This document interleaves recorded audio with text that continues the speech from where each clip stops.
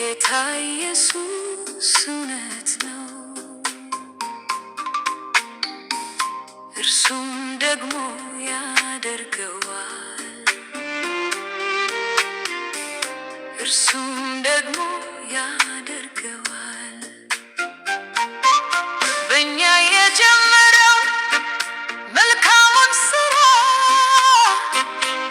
እስከ ክርስቶስ ቀን ድረስ ይፈጽመዋል። ጌታ የታመነ ነው፣ ያበረታናል፣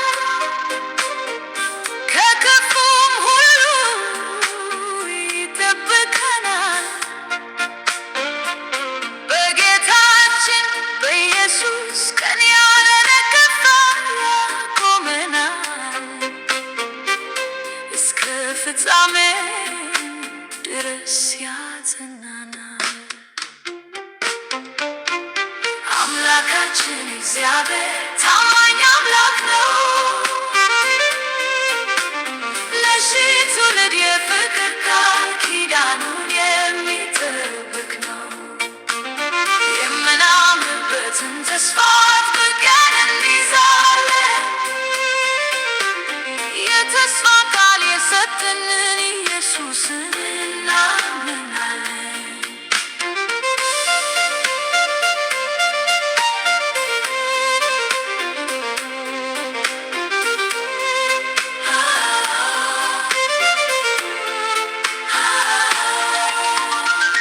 እኛ ባናምነው እርሱ የታመነ ሆኖ ይኖራልና እርሱ ራሱን ይክደድ አይችልምና። ከጌታችን ታላቅ ፍቅር የተነሳ አልጠፋንም። በየማለዳው የሚታደሰው ርኅራኄው አያልቅም።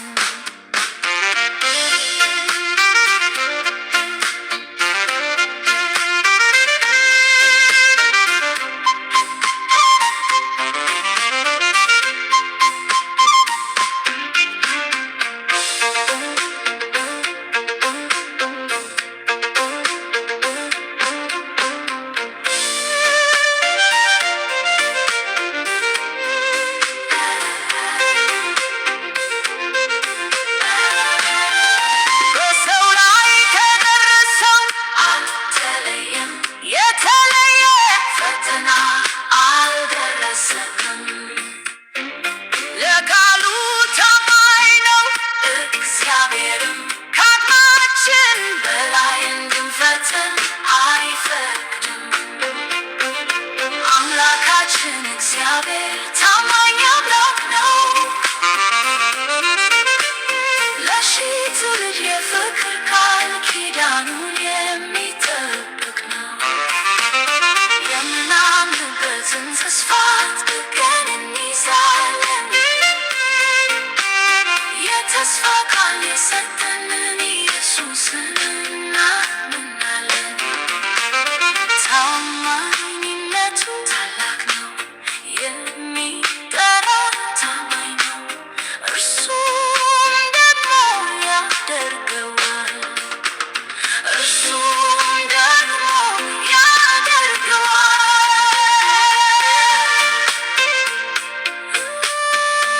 ታማኝነቱ ታላቅ ነው፣ የሚጠራ ታማኝ ነው። እርሱም ደግሞ ያደርገዋል። እርሱም ደግሞ ያደርገዋል።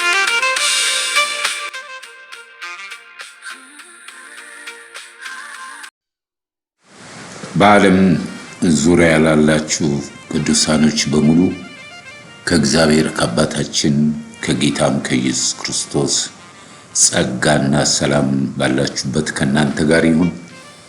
በድንቅ አጠራሩ የጠራን ጥሪውን ሰምታችሁ ምላሽ የሰጣችሁ የእግዚአብሔር ቤተሰቦች በድጋሚ ጌታን እጅግ አድርጌ አመሰግናለሁ። ይህንን ቀን ይህን ድል ስለሰጠን ዘመንና ጊዜ ሲለዋወጡ የማይለወጥ ቸር ርኅሩህ አምላክ ዛሬም ለሚሰሙት በቃል ኪዳኑ ለጠራቸው ዛሬም ታማኝ እውነተኛ አምላክ በሆነ በእርሱ ጸጋ እችን ቀን የሰጠን አምላክ ክብር ምስጋና ለስሙ ይሁን። ሁላችሁንም በጌታ ሰላም እላችኋለሁ። ይህ በየሳምንቱ እየተዘጋጀ የሚቀርበው የመጨረሻው ዘመን የክርስቶስ ኢየሱስ ወንጌል ማህበርተኞች ድምጽ ነው።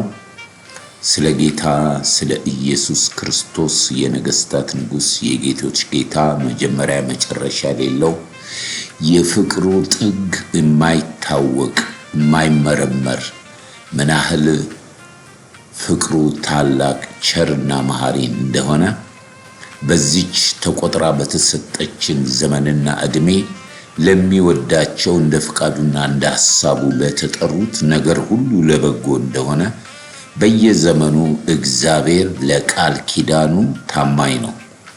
እንደ አምላካችን መንፈስና ቃል እግዚአብሔር በአንድም በሌላም ይናገራል፣ ሰው ግን አያስተውልም እንደሚል ዛሬ ከሚተላለፈው በአንድም በሌላ መንገድ የሚጠቅማችሁ ለነፍሳችሁ ከሕያው ከእግዚአብሔር ቃል ጋር አብራችሁ እንድትቆዩና አብረን እንድንካፈል ይህን ጊዜ ሰጥቶናል። ክብር ሁሉ ለኢየሱስ ይሁን። ታማኝ ነው ጌታ፣ ታማኝ ነው፣ የቃል ኪዳን አምላክ ነውና ባለፈው እንግዲህ አራቱን ያየነው የመጀመሪያው አደራ አለብን ነው። የወንጌል አደራ አለብን። ትልቁ አደራ ምንድነው? ከጌታ ከራሱ በመስቀል ላይ ነፍሱን ለአባቱ አደራ እንደሰጠ ሐዋርያ ቅዱስ ጳውሎስም ደግሞ እኔ ነፍሴን በአደራ እንደሰጠሁት ለጌታ ለኢየሱስ ክርስቶስ እስከ መጨረሻው እንደሚጠብቀው ተረድቻለሁ አለ።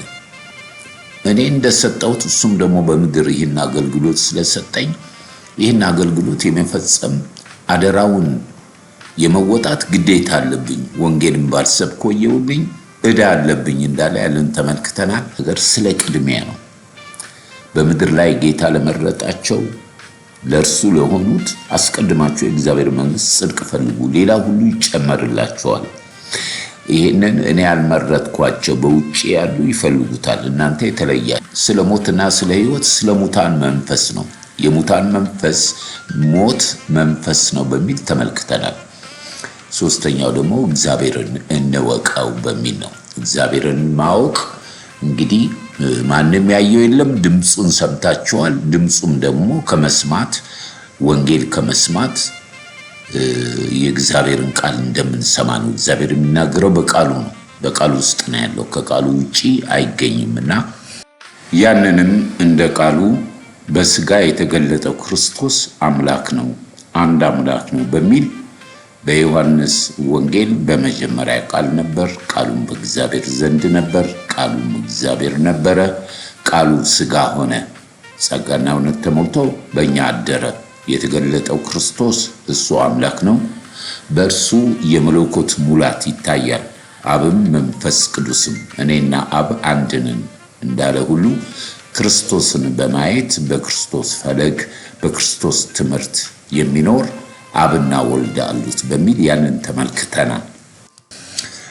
እግዚአብሔር ደግሞ ያው በሰማይ በምድር ከምድር በታች በተቀረጸ ምስል በማንኛውም ነገር እንዳታመልክ ላንተም እንዳይሆንልህ እኔ ቀናተኛ አምላክ ነኝ፣ ምስጋናዬንም አምልኮቴንም ለተቀረጸ ምስል አልሰጥም፣ ክብሩን ለማንም አይሰጥ እግዚአብሔር። ያንን ተመልክተን ጠቅልለናል። ክብር ለእግዚአብሔር ይሁን።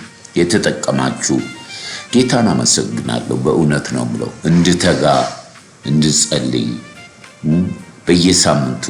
ለምን እኔ በቃሉ ነው የሚሄደው። ቃሉ ምን ይላል? 1:30 እኔ በጌታ ጸጋ 30 ሰው እንዲያዳምጠኝ ነው። እናንተ ደግሞ አድምጣችሁ ሁለተኛው 60 ፍሬ ያፈራል ይላል። 60ዎቹ ደግሞ 100 ፍሬ ያፈራሉ ይላል። ይሄ እግዚአብሔር ቃል ነው። ሚሊዮን ሺህ ህዝብ አይደለም። የመጨረሻው ዘመን የሚድኑት በጣም ጥቂት ናቸው። በጠባቡ በር ለመግባት ተጋደሉ ስለሚል ወገኖች ሆይ እኛ ለነፍሳችን ብቻ ነው የምንሰማው። ለነፍሳችን በደረስንበት ትልቁ በዚህ በመጨረሻው ዘመን ንቀት፣ ትዕቢት ወይንም ሁሉን አውቀናል ጨርሰናል በማለት እግዚአብሔር በአንድም በሌላ ስለሚናገር እንደ እግዚአብሔር ቃል ቆም ብለን በተለያየ መንገድ እግዚአብሔር ባስተማራቸው የተለያየ ጸጋ ስለምንካፈል ስለምትሰሙት ጌታ ኢየሱስ ይባርካችሁ። እናንተ በተረዳችሁበት እኔ ላልረዳ እችላለሁ። እኔ በተገለጠልኝ በተረዳሁበት ሌላው ላልረዳ ይችላል። ይሄ ነው በጸጋ ላይ ጸጋ እየጨመረ ወደ ሙላቱ እርሱን ወደ መምሰል የምንሄደውና ክብር ሁሉ ለኢየሱስ ይሁን። እግዚአብሔር ቃል መሰረት በየሳምንቱ ከ130 ሰው በላይ እየገባችሁ ጽዋችን ሙሉ ነው። ጌታ ይባርካችሁ። የቃል ኪዳን አምላክ ነው። እግዚአብሔር የቃል ኪዳን አምላክ ነው። ለቃል ኪዳኑ ታማኝ ነው። ስለዚህ ቃል ኪዳን ስንል ምን ማለታችን ነው? በሁለት ሰዎች መካከል ያለ ውል፣ ያለ ስምምነት እግዚአብሔር ጋር የሚሰጠው ቃል ኪዳን ለታመኑበት እስከ 1000 ትውልድ በረከት፣ ላልታመኑበትና በዚህ በቃል ኪዳኑ በውሉ መሰረት ለማይሄዱት 10 ትውልድ ከእግዚአብሔር ቁጣና ፍርድ በታች እንደሚሆኑ ማሰብ እንችላለን። አንድ ትውልድ ቀላል አይደለም። አንድ ቀን እንደ 1000፣ 1000 እንደ አንድ ቀን ይላል የእግዚአብሔር ቃል። 10 ትውልድ ማለት ቀላል አይደለም። ለዚህ ነው ከዘር ማንዘር የመጣ እርግማን የሚሰበረው በኪዳን ነው። ከኦሪት ዘፍጥረት እስከ ዮሐንስ ስናይ እግዚአብሔር የገባቸው ቃል ኪዳኖች አሉ። ብዙ ክርስቲያኖች አሁን አለን። ጌታ አምላካችን ስንት ጊዜ ቃል ኪዳን ገባ ማለት በየትውልዱ እሱ በቃል ኪዳኑ ታማኝ ሲሆን ሕዝብና የተፈጠረው በቃል ኪዳኑ ባለመኖሩ ከእግዚአብሔር ቁጣና ፍርድ እየወደቀ እግዚአብሔር ደግሞ በሌላ በሚፈልገው እየመረጠ ቃል ኪዳኑን እያደሰ ወደ መጨረሻ ላይ ወደማይለወጥ ቃል ኪዳን ነው። አይጨመር፣ አይቀነስ፣ አይለወጥ። ይሄ ኪዳን የመጨረሻው ኪዳን ማለት ነው። ምናልባት ብናስበው ወደ 5 ጊዜ 6 ጊዜ ቃል ኪዳን ገብቷል በተለያየ መንገድ። ይሄ የፍቅሩ የምህረቱ የቸርነቱ ነው። 6 ቃል ኪዳኖች ውስጥ የምናየው እርሱ ለቃል ኪዳኑ ታማኝ ሆኖ የሰው ልጅ በቃል ኪዳኑ ባለመታመን ከእግዚአብሔር ቁጣና ፍርድ በታች በመሆን በየዕለቱ እግዚአብሔር ሰው ይፈልጋል የሚታዘዝለት። የመጨረሻው ግን የመጨረሻ ነው። የመጨረሻውን ኪዳን በምናስብበት ጊዜ መለወጫ የሌለው የመጨረሻ ኪዳን ነው። ያንን ከኦሪት ዘፍጥረት እስከ ዮሐንስ ራእይ ያለውን የእግዚአብሔርን ቃል ኪዳኑን ባለመጠበቃችን የፍጥረት ልጅ የደረሰበትን ኪዳኑን የጠበቁት ደግሞ በረከት፣ ጸጋ ለልጅ ልጅ ለትውልድ ለ1000 ትውልድ በረከትን፣ ጸጋን ከሁሉ በላይ ደግሞ የእግዚአብሔር ሀልወት መገኘት ኪዳኑን ከጠበቁ ጋር እንደሆነ ነው። ኪዳን ማለት ውል፣ ስምምነት፣ እግዚአብሔር በፍቅር የመጨረሻው ግን ሰዎች ባይችሉትም ባይከተሉትም ግን በጸጋና በመንፈስ ቅዱስ አባቶቻችን በብሉይ ኪዳን በምርጫ ተመርጠው በተሰጠው ኪዳን አልሄዱም። ያ ኪዳን ወቀሳቸው። ያ ኪዳን ምን አመጣ? ሞት አመጣ። ስለዚህ ጌታ ምን አለ? ከእስራኤል ቤትና ከይሁዳ ቤት ጋር ያደረግኩት አይነት ቃል ኪዳን አይደለም። ይሄ ስለ እናንተ የተቆረሰ ሥጋዬ ነው። ይሄ ስለ ኃጢአታችሁ ስርየት የሚፈሰው የአዲስ ኪዳን ደሜ ነው። እንግዲህ እኛ ደግሞ በጥሪ ነው። እነሱ በምርጫ፣ እኛ በጥሪ። ኢየሱስ ክርስቶስ ወደ ዓለም መጣ የሚለው ቃል የታመነ ነው። ለተቀበሉት በስሙ ለሚያምኑት የእግዚአብሔር ልጆች የሆኑ ዘንድ ስልጣን ሰጣቸው። ከወንድ ፍቃድ ሳይሆን ከመንፈስ ከቃሉ ተወልደዋል። ማንም በክርስቶስ ኢየሱስ ቢሆን አዲስ ፍጥረት ነው። አሮጌው አልፏል፣ እነሆ ሁሉ አዲስ ሆነዋል። እንግዲህ በዚህ ኪዳን የምንማረው የመጨረሻ ለሰው ልጅ የተሰጠ ኪዳን ነው። ምንም ሌላ ነገር የለም፣ የሚጨመርበት የሚቀነስበት የለም። ይሄ ከላይ የመጣው ኪዳን መለኮት ክርስቶስ ኢየሱስ በልጁ በክርስቶስ ኢየሱስ የገባው ኪዳን፣ በሰውና በእግዚአብሔር መካከል ያለ አንድ አለ፣ እርሱም ሰው የሆነው ክርስቶስ ነው። ይሄ የእግዚአብሔር የመጨረሻው ኪዳን ነው። ያለፈውን አታስቡ፣ እነሆ ሁሉ አዲስ ሆነዋል። ክብር ለኢየሱስ ክርስቶስ ለመንፈስ ቅዱስ።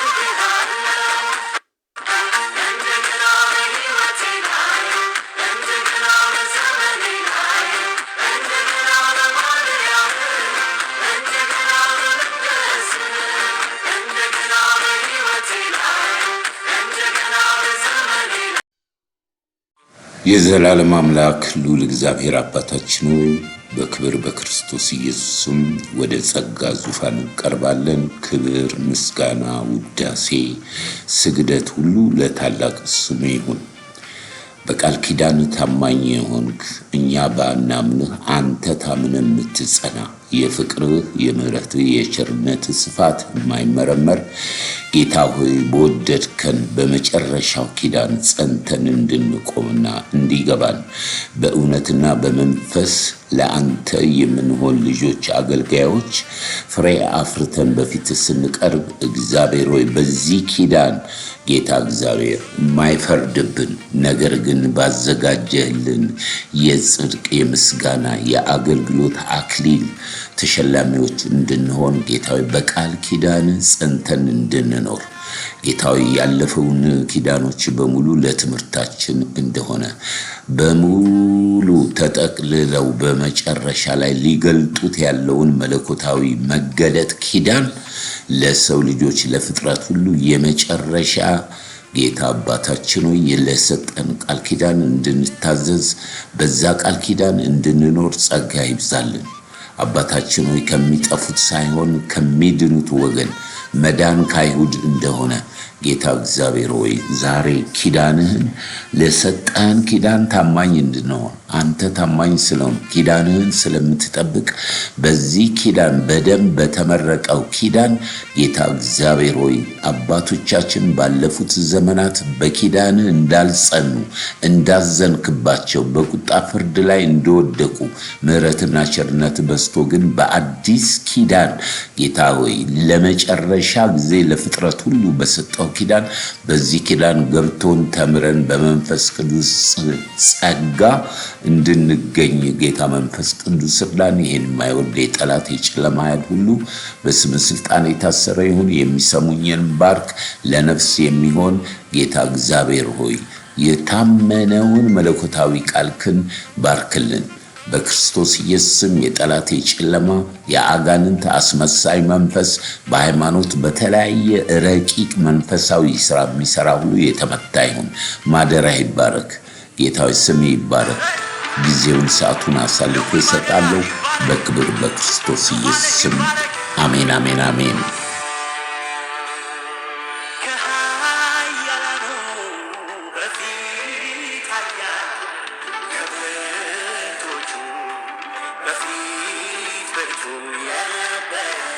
አንተ የምትኖር አንተ ፈጣሪያቸው አንተ ገዢያቸው አንተ እግዚአብሔር አንተ ከኃያላኑ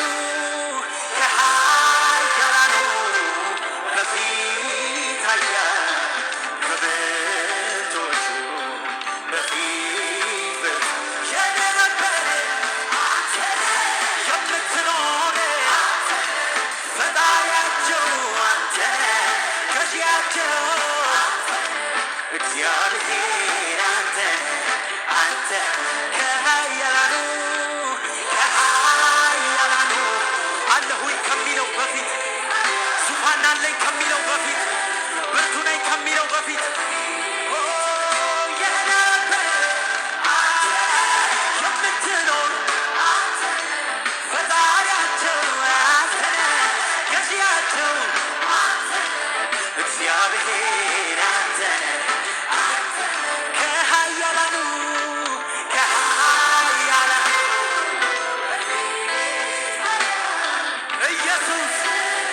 ኢየሱስ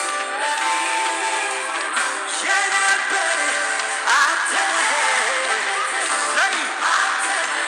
ፈጣሪያቸው አንተ ገዢያቸው ፈጣሪያቸው አንተ ገዢያቸው ፈጣሪያቸው አንተ ገዢያቸው እግዚአብሔር አንተ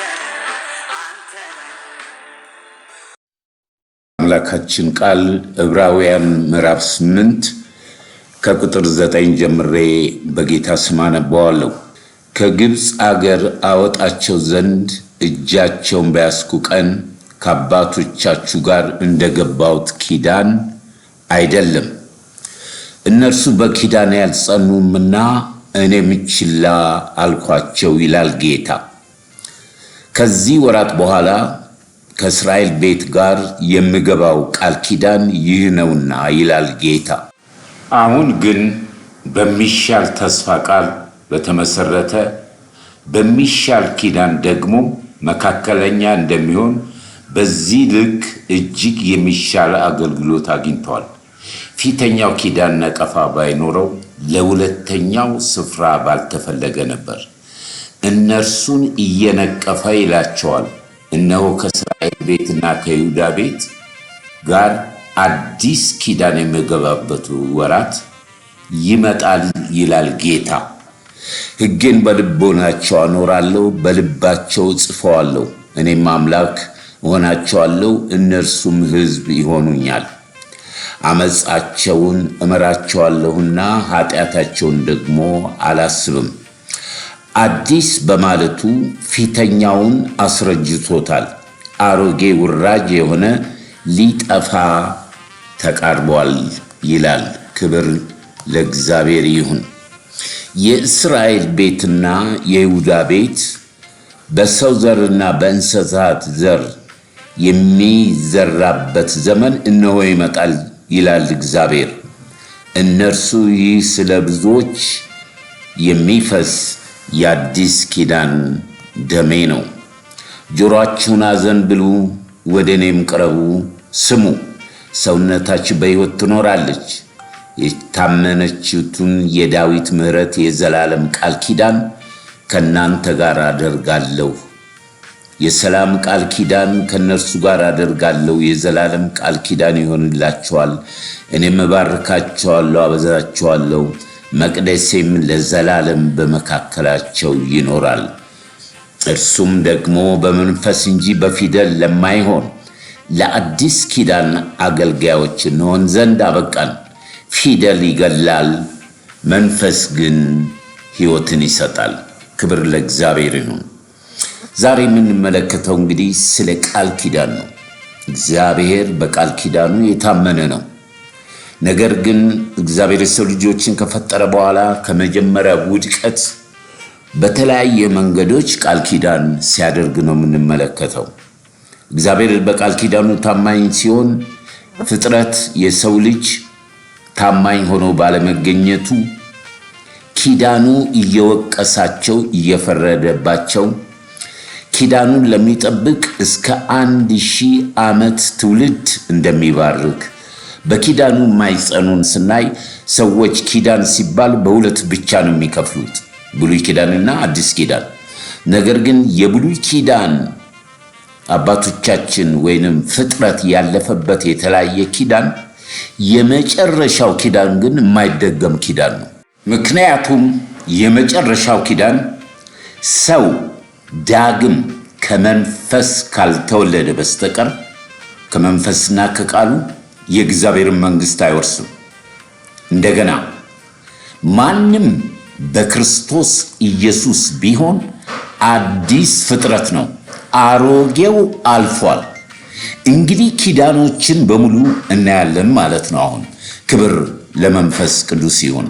ቃል ኪዳን በደም የተቀደሰ ሊመጣ ላለው ለመጨረሻው የሰው ልጅ እንግዲህ ፍጥረት በሙሉ በእግዚአብሔር ቃል ኪዳን ካልሄደ ሰውየው አንተ ምሰማኝ አንቺ ምሰሚ ትውልድሽን ኪዳኑን ለጠበቁት ለ1000 ትውልድ በረከት እግዚአብሔር ለዋላዊው ሀልወት ከነሱ ጋር እንደሚሆን፣ ኪዳኑን ላጠበቁት ግን 10 ትውልድ በልጆቻቸው ላይ መቅሰፍትና የእግዚአብሔር ቁጣ ፍርድ እንደሚመጣ የብሉይ ኪዳኑ የሚያስተምረን እድል ለሌለው ለመጨረሻው ኪዳን ሲሪየስ የእግዚአብሔርን ኪዳን አውቀን በጸጋውና በመንፈሱ የብሉይ ኪዳን መጽሐፍ ለትምህርታችን ነው ስንል ብዙ ነገር እዛ ውስጥ አለበት። የምንፈልገውን ብቻ አይደለም። የጥፋት ውሃ አለበት፣ ሶዶምና ጎሞራ አለበት፣ የባቢሎን ምርኮ አለበት፣ የበለዓም ትምህርትና የኤልዛቤል ሐሰተኛ ነቢያቶች አሉበት። በኪዳኑ እግዚአብሔር አሳልፎ እንደሰጣቸው እንዴት ብዙ ነገር ስላለ ከዛ የምንማረው ነገር አንድና አንድ በእግዚአብሔር ፍቃድ በኪዳኑ አልሄዱም ነው። እግዚአብሔር በብዙዎቹ ደስ አልተሰኘም። ምክንያቱም ኪዳኑን ሊጠብቁ አልቻሉም። በተለያየ አማልክት፣ በዚህ ዓለም ገዥ መናፍስት፣ ሃይማኖታዊ በሆነ ስርዓት፣ በተለያየ መንገድ አሁን የምንመለከተው የአንድ ግለሰብ ጉዳይ አይደለም፣ የትውልድ ጉዳይ ነው። ትውልድ የሚባረከው ትውልድ የማይባረከውም ቃል ኪዳኑን በመጠበቅና ባለመጠበቅ ነው። 1000 ትውልድ በረከት ቀላል አይደለም።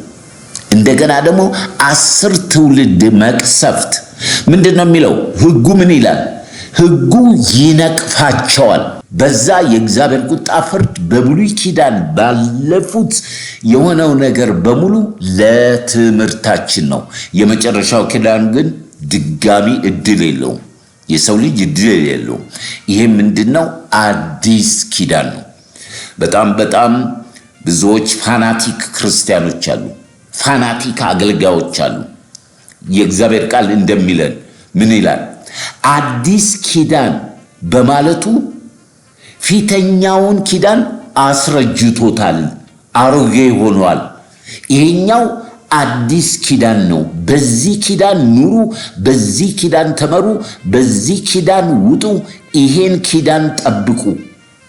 አዲስ ኪዳን የሌለው ባለፉት በሚሆነው ነገር ትምህርት ሳይወስድ በዚህ በክርስቶስ ስጋና ደም ኪዳን ምንም ማምለጫ የለም። በቃ ይሄን ኪዳን መጠበቅ አለብን ማለት ነው። ምክንያቱም ስለኛ ስለ ሰው ልጆች ነው። ይሄ የመጨረሻው ኪዳን ለፍጥረት በሙሉ ነው።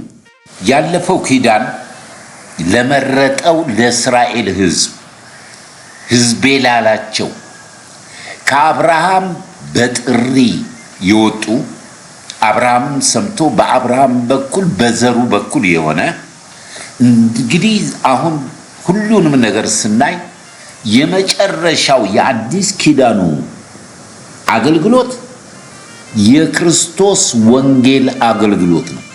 ኪዳኑ መጠበቅ ማለት የተሰጠንን ወንጌል ለፍጥረት ሁሉ ማድረስ ነው። ያ ነው ኪዳን። ሐዋርያ ጳውሎስ ብጠይቁት የሚመልሰው ይሄንን ነው። ነፍሴን እንደሚጠብቃት እኔም ደግሞ የተሰጠኝን አደራ ጠብቃለሁ። ይሄንን ወንጌል ባልሰብክ ወየውልኝ የሚለው ኪዳኑ የተሰጠን ኪዳን በአዲስ ኪዳን በክርስቶስ ስጋና ደም የአዲስ ኪዳን ለፍጥረት በሙሉ እንጂ ለእስራኤል ብቻ አይደለም።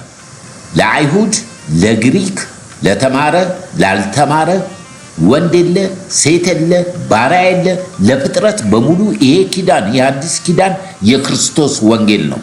አሁን ከመጀመሪያው ከኦሪት ዘፍጥረት ጀምረን እንግዲህ ለትምህርታችን የተጻፈውንና የደረሰባቸውን የተባረኩትን ምን እንደሆነና እንዴት በመጨረሻ ላይ እግዚአብሔር ከፊተኛው ይልቅ የበለጠ ኪዳን ሰጥቶናል። ያ ኪዳን የሰው ጥረት አይፈልግም፣ የሰው ስራ አይፈልግም። የሚፈልገው እምነት ብቻ ነው። በዛ እምነት ላይ ኪዳኑን ከጠበቅን እግዚአብሔር በላከው በመንፈስ ቅዱስ ወደ ፍጻሜው ወደ መጨረሻው ስንደርስ ብዙዎች በብሉይ ኪዳን የተቀጡበት የተወቀሱበት እኛ በአዲስ ኪዳን መጨረሻ ላይ በበጉ ሰርግ ላይ ለመሸለምና በእግዚአብሔር ፊት አሳፍራቸዋለሁ ያለ ይህንን የመጨረሻውን ኪዳን ያልጠበቅን ያልተከተልን ከሆነን ነቀፌታው ከፊተኛው ይልቅ ይላል፣ የኋለኛው ይብሳል።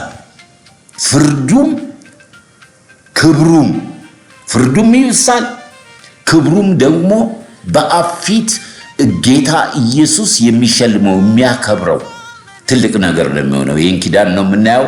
ክብር ለኢየሱስ ይሁን።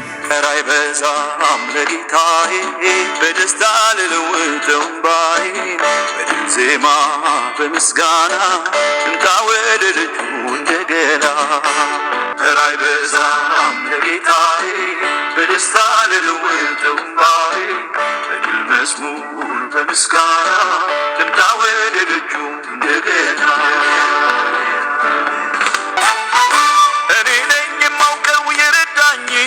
መቃብሬን ከፍቶ ያነሳኝ ያለቀ ጉዳይ ያከተመ በኢየሱስ ሕይወቴ ተመለመ።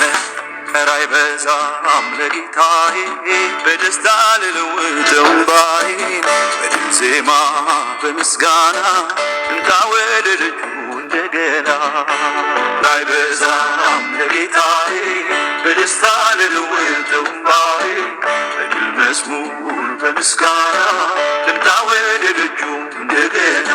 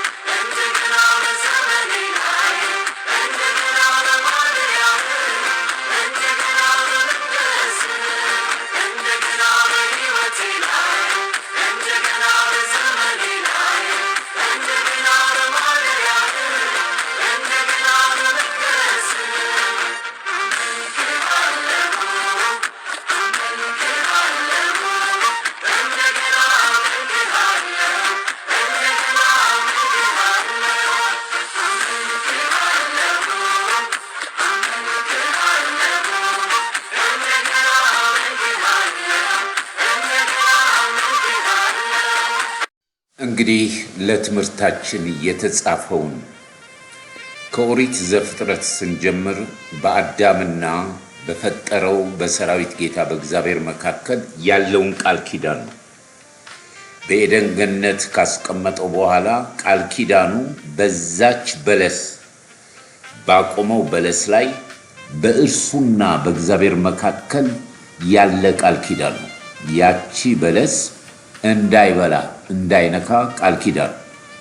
እንግዲህ የምናየው የሰው ልጅ ከአዳም ጀምሮ ያንን ባለመታዘዙ ቃል ኪዳኑ ወይንም የሁለቱን ግንኙነት እግዚአብሔር በፈጠረው ላይ የሚገናኝበትና መንፈሱ የሚኖርበት ያ ሰው ቃል ኪዳን የተጋቡበት በዛች በለስ አዳም ግን ስላልጠበቀ ያ ቃል ኪዳን ነቀፋ እንዳደረገበት፣ ነቀፋውም ደግሞ ፍርድ ነው።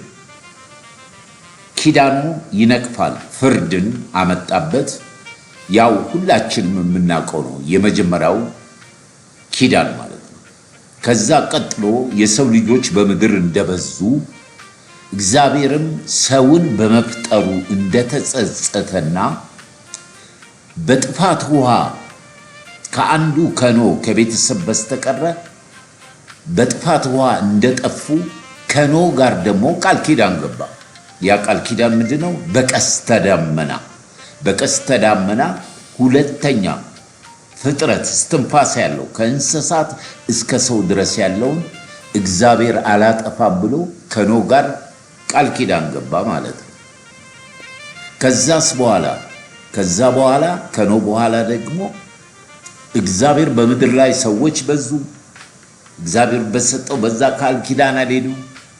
እግዚአብሔር ሰውን ፈልጎ አብርሃምን አገኘ። ከአብርሃም ጋር እንደገና ቃል ኪዳን አደረገ። ያም ከአብርሃም ጋር ያደረገው ቃል ኪዳን በመገረዝ ወንድ የሆነ በሙሉ ይገረዝ ብሎ ያ የደም ቃል ኪዳን ከአብርሃም ጋር ቃል ኪዳን ገባ። ሶስተኛ ቃል ኪዳን ማለት ነው። ምንም በመጽሐፍ እንደምናየው አንዳንዶች ከትእዛዙ ከፍቃዱ ውጭ ወጥተው ሴቶች ልጆችን እንደገረዙ እናያለን። ነገር ግን ያ ቃል ኪዳን ከአብርሃም ጋር በግርዘት ነው የሆነው። ከዛስ በኋላ በምድር ላይ በዙ። በአብርሃም ሊመጣ ያለው በአብርሃም በኩል እስከ ያዕቆብ ደርሶ ያዕቆብን ስሙን ቀይሮለት እስራኤል በኩሬ የመረጥኩት የበኩር ልጅ የምወደው ሕዝቤ ያለው እስራኤል በምድር ላይ ያው 75 ሆነው ወደ ግብፅ ገብተው ብዙ 430 ዓመት ከቆዩ በኋላ በሙሴ አማካኝነት ከግብፅ ምድር ወጥተው ሌላ ቃል ኪዳን ገባ።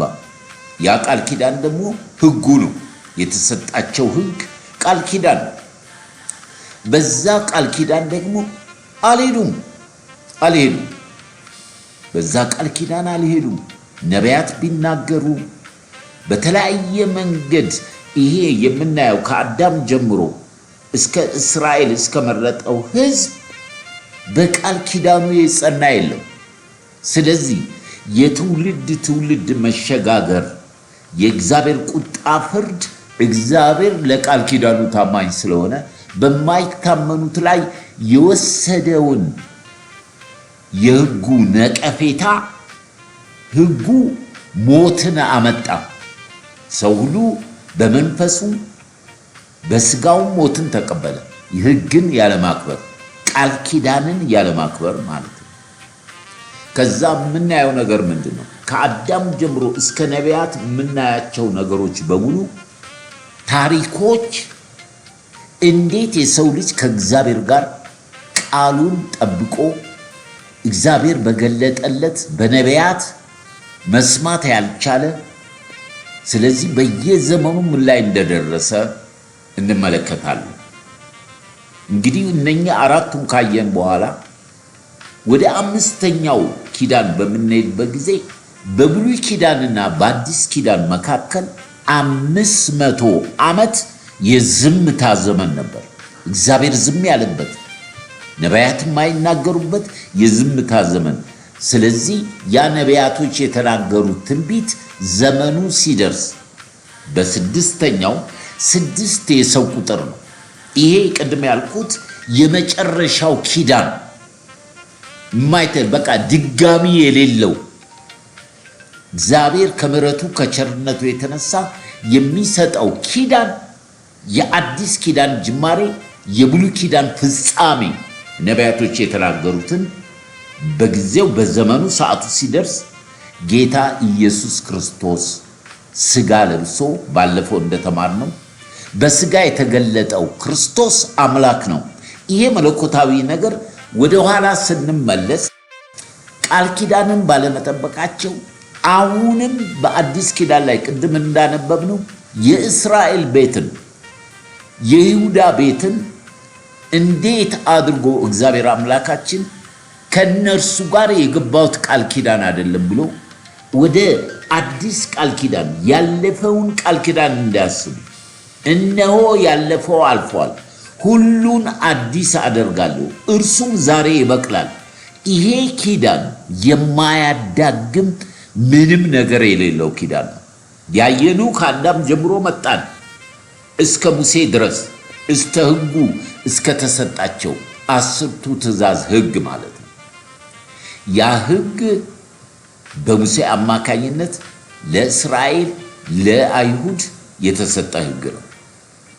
ያ ሕግን በመሃላቸው እሱ እንደሚኖር መቅደስን እንደሚያደርግ ያ ደግሞ መቅደስ በዚህ ሕግ በተሰጣቸው 10ቱ ትእዛዝ ወይንም የቃል ኪዳን ታቦት የምንለው ይሄም ራሱ እኮ ብዙ ሰዎች የማይገባቸዋል። በእንግሊዘኛ አርክ ኦፍ ኮቨነንት፣ አርክ ኦፍ ኮቨነንት ማለት ምንድነው? የቃል ኪዳኑ ታቦት። ታቦት የሚለው የግሪክ ነው። በግዕዙ ደግሞ በሳጥን ውስጥ ያለ ሕግ፣ በሳጥን ውስጥ ያለ ሕግ። ይህንን ወደ አዲስ ኪዳን ስናመጣው ሐዋርያው ቅዱስ ጳውሎስ እናንተ የእግዚአብሔር ቤተ መቅደስ ናችሁ፣ የእግዚአብሔር ማደሪያ ናችሁ፣ የቃል ኪዳኑ ማደሪያ ናችሁ አለ። ይህንን የጥንቲቷ ኦርቶዶክስ ቤተ ክርስቲያን በጣም በድንቅ ነው ያስቀመጠችው። በጥንቱ በኦርቶዶክስ በኢትዮጵያ ኦርቶዶክስ ቤተ ክርስቲያን እናንተ የሕጉ የታቦቱ ማደሪያ ናችሁ የሚል ጽሕፈት ነው ያላቸው።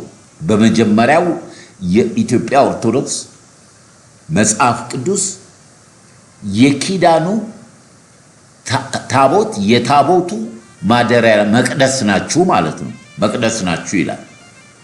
ነገር ግን ይሄ ኪዳን ይሄ መቅደስ ይሄ ቃል ኪዳን እንዴት እንደተፈጸመና ወዴት እንደሚያመለክት የዚህ የመጣንበት በሙሉ የቃል ኪዳኑ መጨረሻ የሚበልጠው ኪዳን ከሙሴ የበለጠው ከአብርሃም የበለጠው ሁሉም ባደረጉበት መንገድ ኪዳናቸው በደም በበግ ደም በኮርማ ደም በፍየል ደም ያለ ደም ስርየት ስለሌለ በደም ሲመጡ የአዲስ ኪዳኑ በግ ክርስቶስ ኢየሱስ ይህንን የሰጠበት ኪዳን ለፍጥረት ልጆች በሙሉ የማያዳግም እድል ነው። የማያዳግም እድል። ይህንን የሳተ በሙሉ ስቷል። አሁን ምንድን ነው ይሄ የአዲስ ኪዳኑ ለፍጥረት ሁሉ የተሰጠው ወንጌል ከፊተኛው ኪዳን ከብሉይ ኪዳን የበለጠ ነው። እኔ ብዙ ጊዜ እናገራለሁ። ማንም የፈለገውን ቢል እኔ እግዚአብሔር ይባርካቸው አልናገርም። ለኔ ብሉይ ኪዳን መሬት የሚሸት የምድር በረከት የሚፈልጉ ገና የሙሴ መጋረጃ ከልባቸው ያልወጣ ክርስቶስ ያልተገለጠላቸው የሐዋርያ ቅዱስ ጳውሎስ ትምህርት ያልገባቸው ወይንም የማይፈልጉ ልዩ ወንጌል ያላቸው ልዩ አስተማሪ ያላቸው ያንን የሚፈልጉ ናቸው እንጂ የአምላኬ መንፈስ የፊተኛው ስላረጀ አዲስ አስፈልጓል። የፊተኛው ማርጀቱ ወይንም አለመጥቀሙ ምልክቱ የጌታ የእግዚአብሔር መንፈስ የለበትም። ስለዚህ ያኛው ስለደከመ ኃይል ስለሌለው እግዚአብሔርም ስለናቀው በኪዳኑ ስላልሄዱ ስላማረሩት አዲስ አስፈለገ። በዚህ አዲስ ኪዳን በዚህ ወንጌል ዳግም ከመንፈስና ከቃሉ የተወለደ ማንም በክርስቶስ ኢየሱስ ቢሆን አዲስ ፍጥረት ስለሆነ አሮጌው ነገር አልፏል። ለዚህ ነው ብዙ ጊዜ ለትምህርታችን ይጠቅማል። ምክንያቱም ማንም ሰው ብሉይ ኪዳንን ቢሰብክ ቢያስተምር መጨረሻ ላይ መጥቶ በብሉይ ኪዳን ትምህርት ክርስቶስን የማይገልጥ ከሆነ ልዩ ወንጌል ነው አለ ጳውሎስ። ልዩ ወንጌል ነው። በግርዘት በተለያየ መንገድ በምግብ በመብላት በመጠጣት በመጾም አስራት በመስጠት በተለያየ በሰው ስራ ጽድቅ የራሱን ጽድቅ የሚያቆም እርሱ ልዩ ወንጌል ነው አለ ጳውሎስ። ልዩ ወንጌል ነው። ለእኔ ወንጌል ክርስቶስ ነው አለ።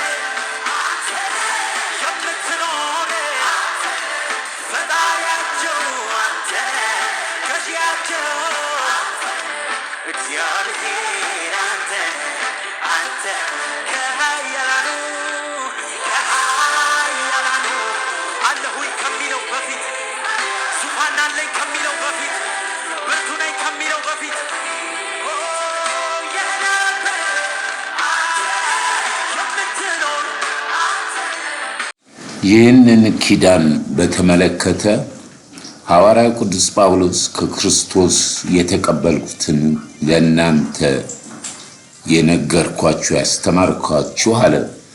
በሁለተኛው ቆሮንቶስ መልእክት ላይ በዘመኑ በሰለጠነችው አይሁድ፣ ግሪክ፣ አሕዛብ ባሉበት ምኩራብ እንዲህ ሲል ይናገራል። በክርስቶስ በኩል ወደ እግዚአብሔር እንዲህ ያለ እምነት አለ።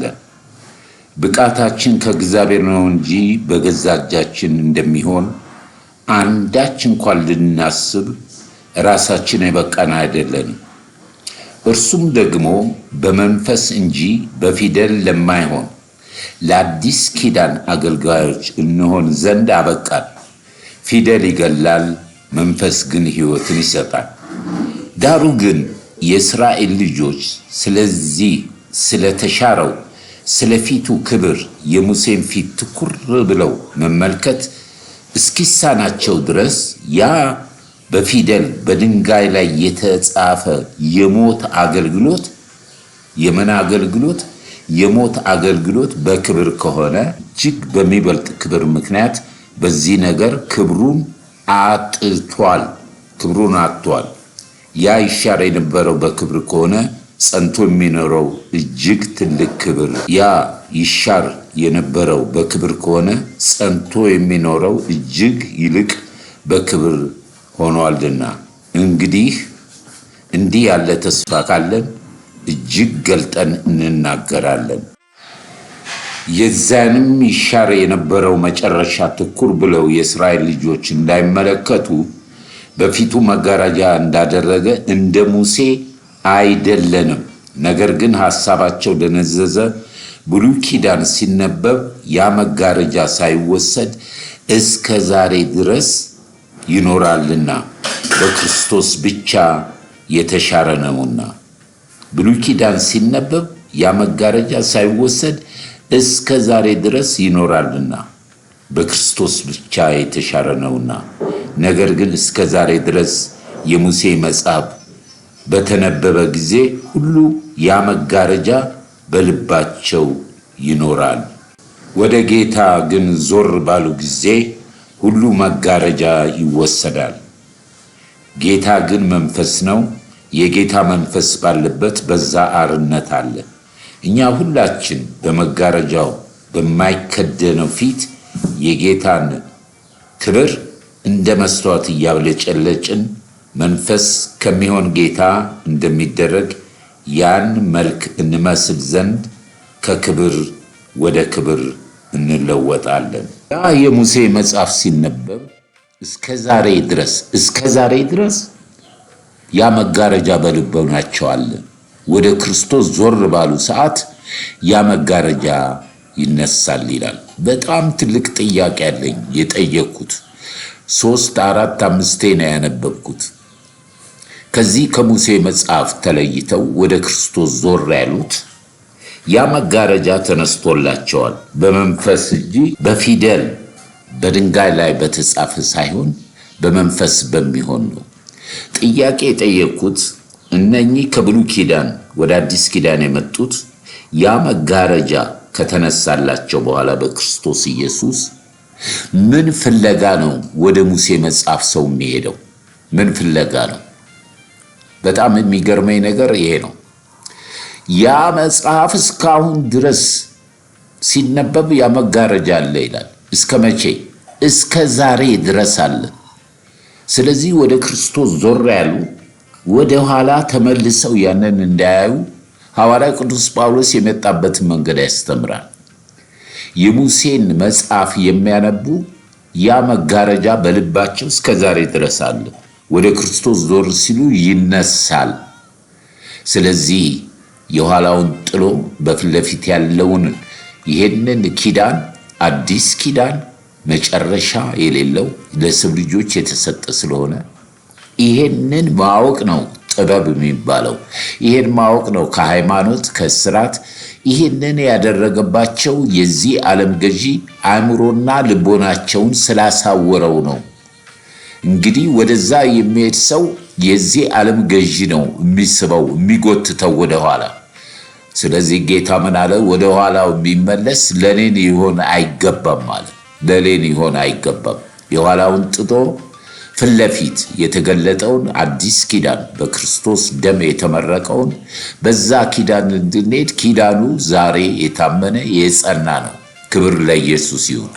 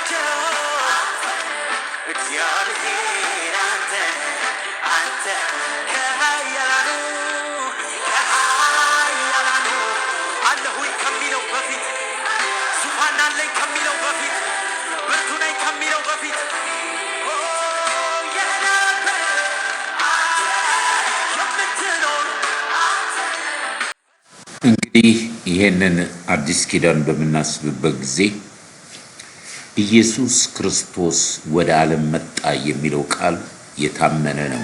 ሰዎች ሁሉ ሊቀበሉት የሚገባ ነው።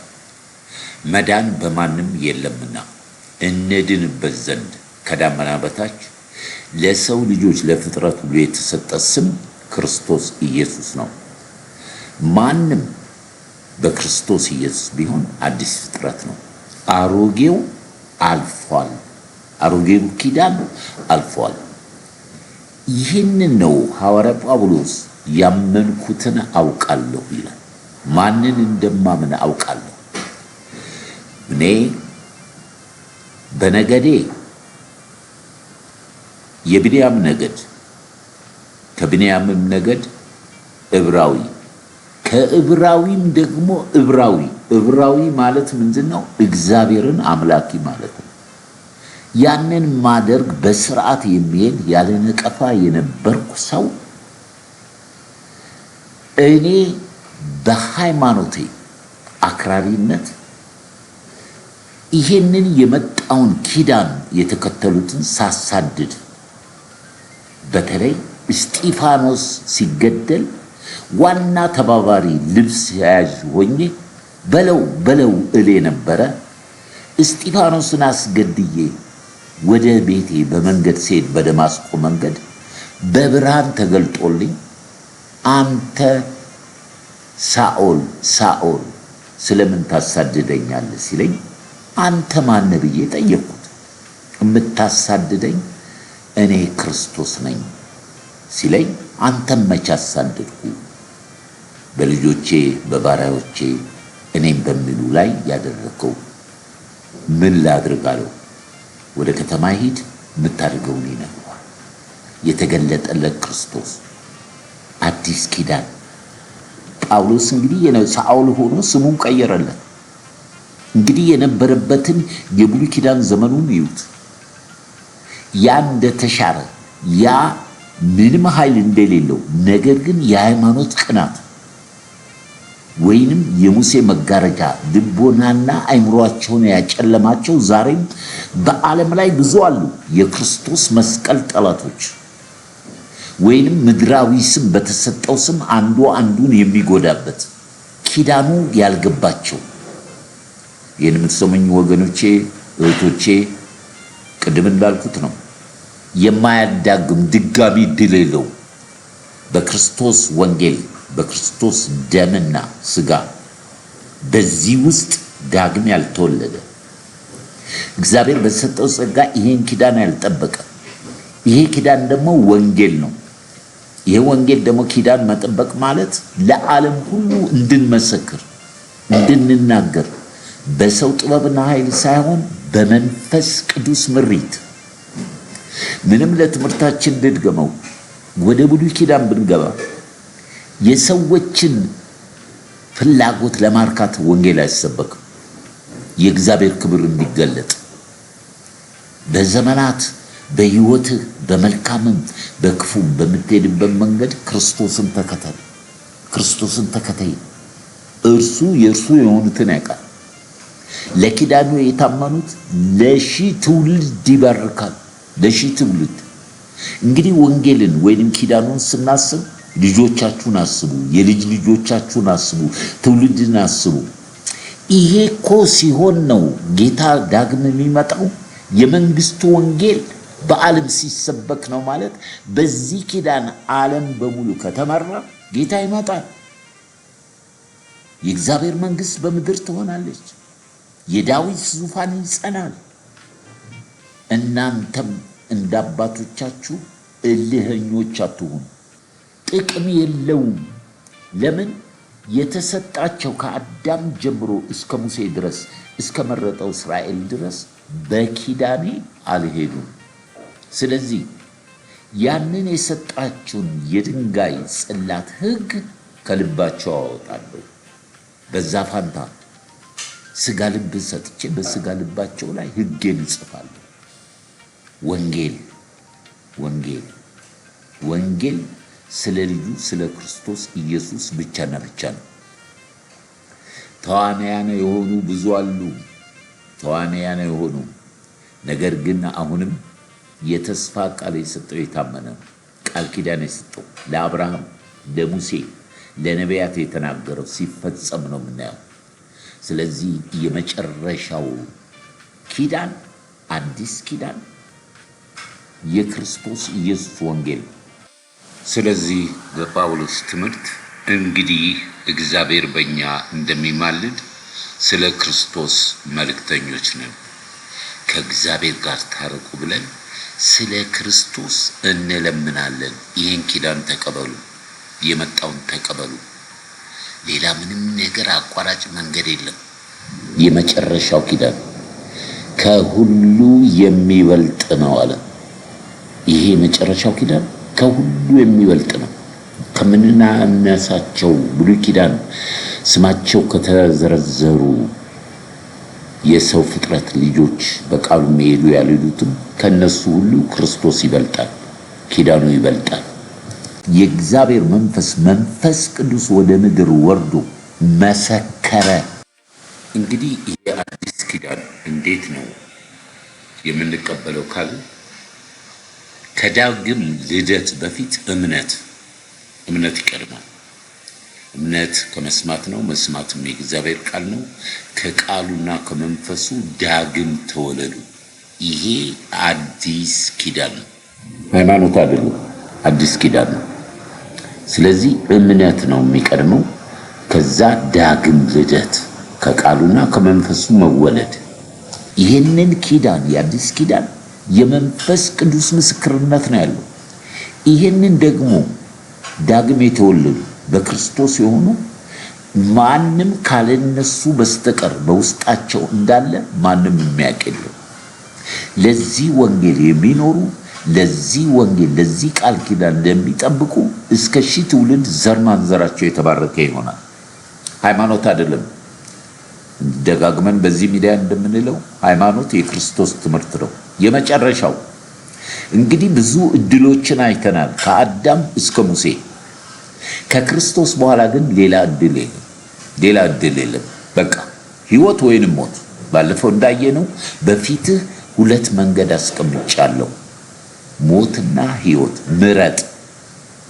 ይሄ ኪዳን ነው። በዚህ ኪዳን ለመሄድ በደላችንን፣ ኃጢአታችንን፣ እርግማናችንን በመስቀል ላይ በወሰደው የአዲስ ኪዳን ጀማሪና የብሉይ ኪዳን መደምደሚያው በመስቀል ላይ ተፈጸመ ብሎ ከትንሣኤ በኋላ የበራው ብርሃን ክርስቶስ ብርሃን ነው። በጨለማ ያለ ወደ ብርሃን ይምጣ፣ በሃይማኖት የታሰረ ወደ ቃል ኪዳኑ ይምጣ። ኢየሱስ ክርስቶስ ፍጹም ሰው ፍጹም አምላክ ነው። የጳውሎስን ትምህርት ይዩት። ለኔ ሞትም ህይወትም ቢሆን ክርስቶስ ጥቅሜ ነው። በክርስቶስ ወንጌል አላፍርም።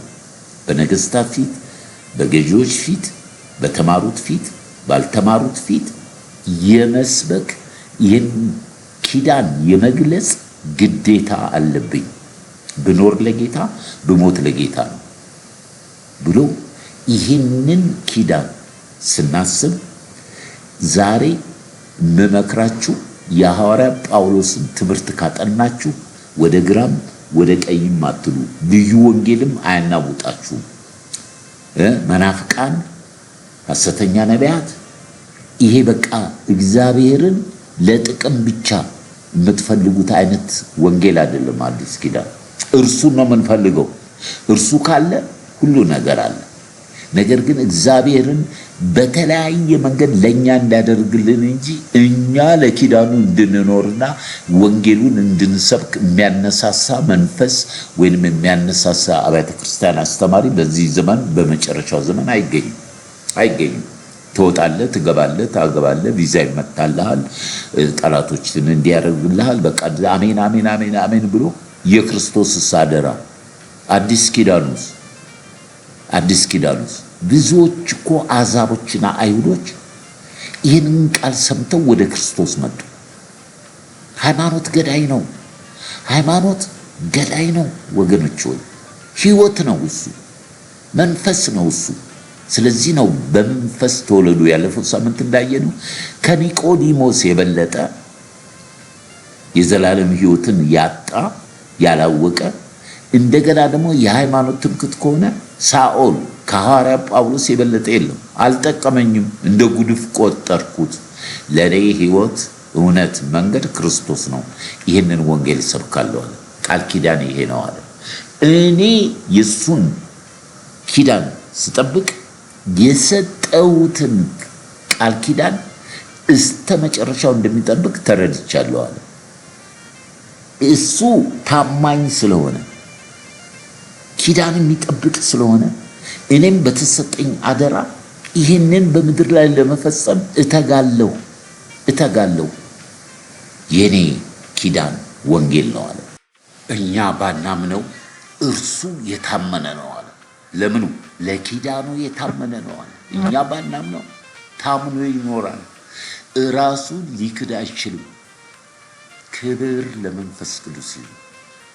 እኔ ነኝ የማውቀው የረዳኝ መቃብሬን ከፍቶ ያነሳኝ ያለቀ ጉዳይ ያከተመ በኢየሱስ ሕይወቴ ለመለመ ራይ በዛም ለጌታዬ በደስታ ልለውጠው እምባዬን በድል ዜማ በምስጋና ልምጣ ወደ ደጁ እንደገና ራይ በዛም ለጌታዬ በደስታ ልለውጠው እምባዬን በድል መዝሙር በምስጋና ልምጣ ወደ ደጁ እንደገና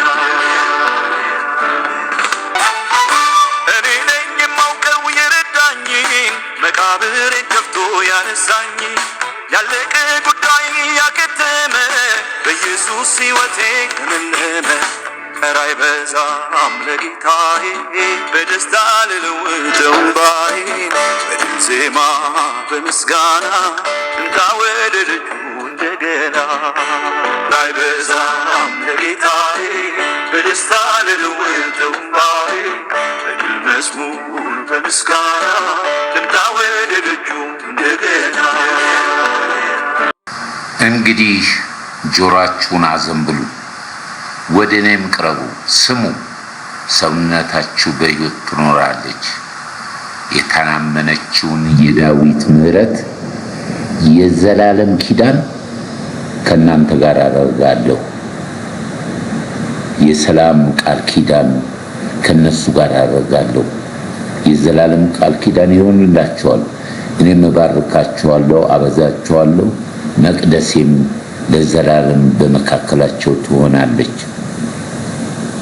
እርሱም ደግሞ በመንፈስ እንጂ በፊደል ለማይሆን ለአዲስ ኪዳን አገልጋይ እንሆን ዘንድ አበቃን። ፊደል ይገላል፣ መንፈስ ግን ሕይወትን ይሰጣል። ክብር ለእግዚአብሔር ይሁን። እንግዲህ የመጀመሪያውን ኪዳን ስናስብ ለመረጠው ሕዝብ ነው። የመረጠው ሕዝብ በኪዳን ነው የመረጠው፣ እንደተመለከትነው ማለት ነው። የአዲስ ኪዳኑ ግን ጥሪ ነው። በጥሪ ነው። በጥሪ እነሆ በደጅ ቆሜ አንኳኳለሁ። ማንም ድምፄን ቢሰማ በሩን ቢከፍትልኝ ወደ እርሱ ገባለሁ፣ ከእርሱ ጋር አብሬ እራት እበላለሁ፣ እርሱም ከኔ ጋር ይበላል። ይሄ ጥሪ ለተቀበሉት በስሙ ለሚያምኑት ለነሱ የእግዚአብሔር ልጆች ሆኑ ዘንድ። አሁን እዚህ ጋር የብሉይ ኪዳን አባቶች በምርጫ፣ እኛ ደግሞ በጥሪ ነው። ይሄ ጥሪ ደግሞ አይሁዳዊ እነሱንም የጥንቶቹንም የሚያጠቃልል ነው። በነሱ ኪዳን ወደ አሕዛብ ሄዶ አሁን ወደ አሕዛብ የደረሰው አዲስ ኪዳን ለፍጥረት በሙሉ እንዲሆን፣ በዚህ ኪዳን ያልተቀበለ የማይኖር ክርስቶስ ወልድም አብም በሱ ውስጥ የሉም፣ ሕይወት የለበትም። ክርስቶስ የሌለው ሕይወት የለውም ይላል። ስለዚህ ክብር ሁሉ ለኢየሱስ ይሁን። ይህን ኪዳን እንድንጠብቅ የሚያደርገን መንፈስ ቅዱስ ነው። በመጀመሪያው ወንጌል ቃል ኪዳን ነው። አዲስ ኪዳን የጀመርንበትን እንየው። ከእስራኤልና ከይሁዳ ቤት ጋር እንደገባሁት አይነት ቃል ኪዳን አይደለም።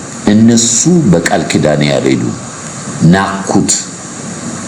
ስለዚህ አዲስ ኪዳን አደርጋለሁ። በዚህ አዲስ ኪዳን ፍጥረት በሙሉ እንዲድን፣ ከዚህ ውጪ ምንም ነገር የለም። ሞትና ሕይወት የሚለይበት ማለት ነው። አሁን የትኛውን ሃይማኖት ልንከት ነው? ውስጥ የትኛውን ሃይማኖት ጽድቅ አድርገን ልናቆም ነው? ቃል ኪዳኑ ወንጌል ነው። ወንጌል ስለ ልጁ ስለ ክርስቶስ ነው። ለዛ ደግሞ ካህናት ምስክሮች እንድንሆን ጠርቶናል። የኛ ጥሪ ነው፣ የነሱ መመረጥ ነው። ተመርጠው በኪዳኑ አልሄዱም። እኛ ተጠርተን የሰማነውን ቃል ለሌሎች ማስተላለፍ፣ በደረስንበት ሕይወት የሆነውን ክርስቶስን። ለኔ ክርስቶስ ሕይወት ነው አለ ጳውሎስ። ሕይወትም ሞትም ቢሆን በክርስቶስ ነው የሚጠቅመኝ። ሃይማኖቴን ጠብቄያለሁ፣ ሩጫዬን ጨርሻለሁ፣ የክብር አክሊል ይጠብቀኛል። ያመንኩትን አውቃለሁ። እኔ ነፍሴን ባደራ እንደሰጠሁት እንደሚጠብቃት ተረድቻለሁ። ለዚህ ለአዲስ ኪዳን ወንጌል ደግሞ ዕዳ አለብኝ ብሎ ወንጌልን ሰብኮ አስተምሮ ልጆች አፍርቶ ቤተክርስቲያን መስርቶ ሩጫውን የጨረሰ ነው። ኪዳን ለኪዳን እንኳን የእግዚአብሔር ኪዳን አይደለም የሰው ኪዳን እንኳን ይታመናል፣ ቃል ኪዳን። ስለዚህ ስለምናምነው እምነት፣ ስለ ወንጌል፣ ስለ መጨረሻው ኪዳን ቆም ብለን ማሰብ አለብን። ኪዳኑ ወንጌል ነው። ወንጌል ስለ ልጁ ነው። በመንፈስ ቅዱስ መረዳት እንጂ በስጋና በደም በምድራዊ ዕውቀት አይደለም። እሱ ለሚወዳቸው ቅርብ ነው። እነሆ ሕዝብ ብዬ ወገን ብዬ በሩቅ ያለውትን ጠራኋቸዋል። ሕዝብ ያልሆኑትን ጠራኋቸው። በምን? በወንጌል። ይህን ወንጌል ሰምተሃል፣ ይህን ወንጌል ሰምተሻል። ቃል ኪዳን ነው። ቃል ኪዳኑን እንድንጠብቅ የሚያደርገን በምናልፍበት ሁሉ የሚረዳን የጌታ መንፈስ ከኛ ጋር ነው። ቃል ኪዳኔን ለሚጠብቁ እስከ 1000 ትውልድ ድረስ በረከት እድሜ እግዚአብሔር ይሰጣል። ለማይጠብቁትስ በኪዳኑ ለማይሄዱት እስከ 10 ትውልድ ድረስ ነቀፌታ፣ የእግዚአብሔር ቁጣ ፍርድ ይሆንባቸዋል። በወንጌል አላፍርም። ወንጌል ለሰው ልጆች ሁሉ የመጨረሻ መዳኛ ነው። ሃይማኖታችን የክርስቶስ ትምህርት ነው። ክብር ሁሉ ለኢየሱስ ይሁን። ይህን የሰማችሁ ለሌሎች ሼር በማድረግ ምናልባት በተለያየ መንገድ ያላችሁ ምናልባት በዚህ አይነት ትምህርት ውስጥ ጥቂት ነው፣ ሰፊ ትምህርት ነው። ነገር ግን በጥቂቱ እግዚአብሔር መንፈስ ቅዱስ ከሰጣችሁ ጌታ ኢየሱስ ዘመናችሁን ይባርክ። በተለያየ መንገድ ያላችሁ አጭር ጸሎት እናድርግ። ቅዱስ አባት ሆይ ስለ ያው ቃል እናመሰግናለን፣ እናከብርሃለን። የቃል ኪዳን አምላክ፣ ለቃል ኪዳን ታማኝ የሆንክ አምላክ፣ እኛ ባናምንህ አንተ የታመንክ ነህ። ጌታ ሆይ በዚህ ኪዳን እንድኖር እርዳኝ። እኔ በደለኛ፣ ኃጢአተኛ፣ ደካማ ሰው ነኝ። ዛሬ በሰማሁት በዚህ በሕይወት ቃል ለአባቶቻችን ያልጠቀመው በአዲሱ በክርስቶስ ኢየሱስ ደም የሰጠኝን ኪዳን ተቀብዬ በቃልና በመንፈስ እንዳድግ እርዳኝ። ከዚህ ሰዓት ጀምሮ ዓለምን፣ ሰይጣንን ራሴን ክጄ ነፍሴን ለዘላለማዊ እጆቼ አሳልፌ እሰጣለሁ። እስከ መጨረሻው እንደምትጠብቃት አምናለሁ። በስጠኝ ኪዳን ደግሞ ጠብቄ ታምኜ እንድኖር ጸጋን አብዛልኝ። ልጅህ አድርገህ ስለተቀበልከኝ አመሰግናለሁ። በሕይወት መዝገብ ላይ ስሜን ጻፍልኝ። በቀሪ ዘመን ቃልህን አስተምረኝ፣ ጸሎት አስተምረኝ። ልጅ አድርገህ ስለተቀበልከኝ እጅግ አድርጌ አመሰግናለሁ። በክርስቶስ ኢየሱስ አሜን። ክብር ለኢየሱስ ይሁን። የጌታ ልጆች እንግዲህ ምንድነው የተገለጠልን እውነት ብርሃን አለ። እኛ የአዲስ ኪዳን አማኞች ከሆንን በኪዳኑ እንድንሄድ ነው። ምናልባት ይሄ ስጋና ደም የእግዚአብሔር መንግስት የማይወርሰው በስጋና በደም ተተርጉሞ ሁሉም የእግዚአብሔር ቃል በዘመናት በጊዜ የተነገሩ ናቸው።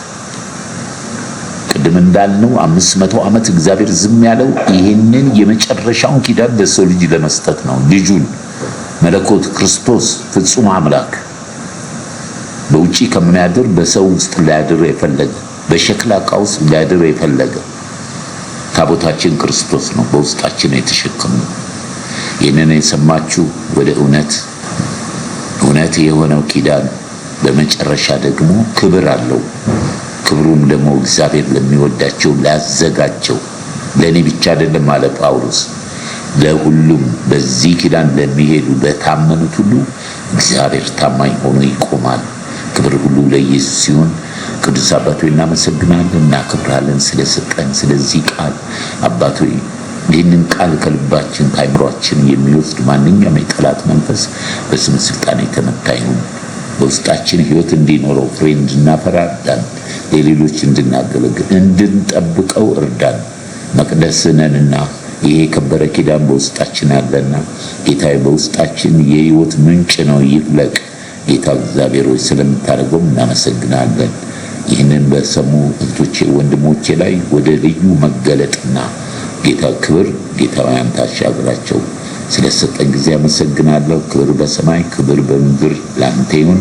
ከፀሐይ መውጫ እስከ መግቢያው ድረስ ክብር ሁሉ ተጠቅልሎ ለስም ይሁን። ማራናታ አሜን።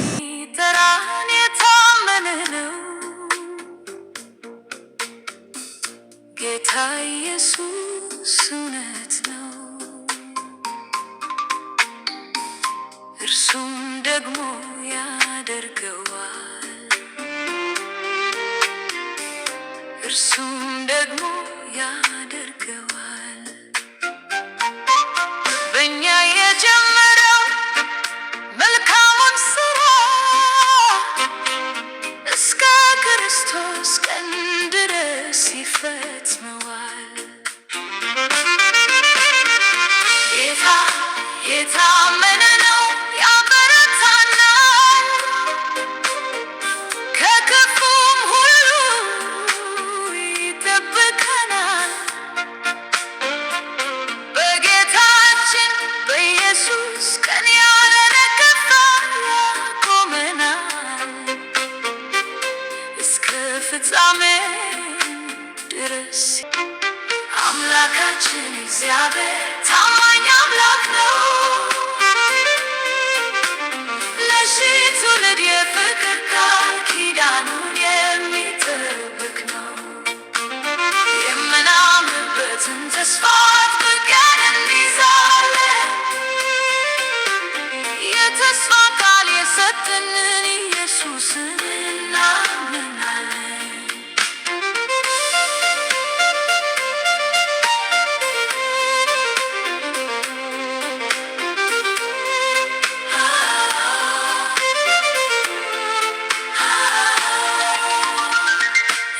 ባናምነውም እርሱ የታመነ ሆኖ ይኖራልና እርሱ ራሱን ይክድድ አይችልምና። ከጌታችን ታላቅ ፍቅር የተነሳ አልጠፋንም፣ በየማለዳው የሚታደሰው ርኅራኄው አያልቅም።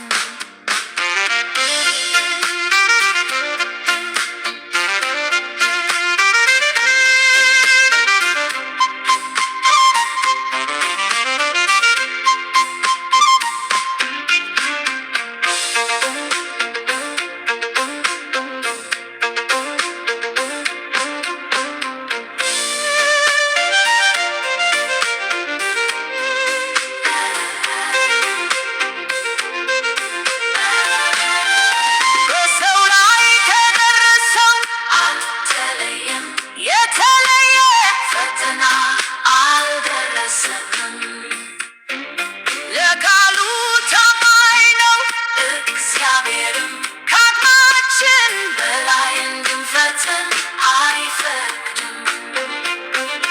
አምላካችን እግዚአብሔር ታማኝ አምላክ ነው፣ ለሺህ ትውልድ የፍቅር ቃል ኪዳኑን የሚጠብቅ ነው። የምናምንበትን ተስፋ አጥብቀን እንይዛለን፣ የተስፋ ቃል የሰጠንን ኢየሱስን